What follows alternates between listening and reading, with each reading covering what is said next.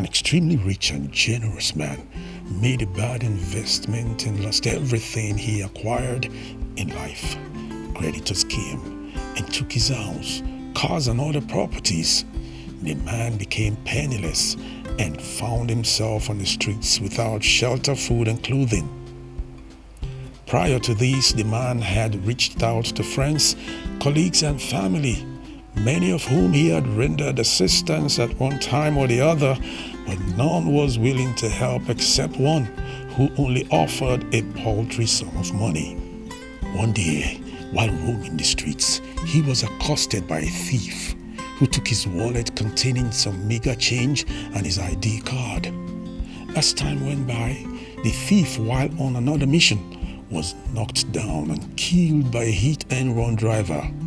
Next day, as a result of the ID card found on the thief, news quickly went round that the generous man had died. In no time, a committee of friends was quickly set up and 1.5 million naira was raised instantly to support the funeral. Colleagues came up with 2 million naira. The family met and decided that their brother must be given the befitting burial as a man of affluence. So they opted for a casket of 1.5 million naira, but the seller gave the coffin out for 500,000 naira as his own contribution to the burial. A total of a little more than 20 million naira was raised for the ceremony at the end of the day. It was while friends and family members were putting finishing touches to the burial arrangement that the man walked in on his own funeral. First thing that caught his attention was his own obituary staring back at him from a glossy poster on the wall.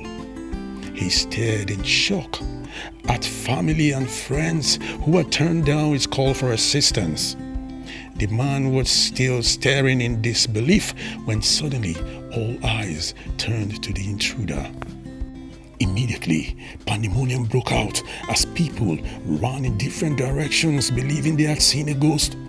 The man stood there, fallen, crestfallen, and in a moment dropped to the floor and passed out. The man awoke in a hospital where the doctor announced that he barely survived a vicious heart attack. A man does not experience his own funeral, but that is what happens when we fail to give a brother a hand. All that wealth, opulence, and good life does not stop the finality of death. Neither does it count for anything on the other side. Help a brother if you can when he needs it. It's only but a privilege and a trust from God on you in behalf of humanity. Think about it. If you find this story worthy of sharing, please by all means do. Perhaps you owe it to humanity. Please subscribe.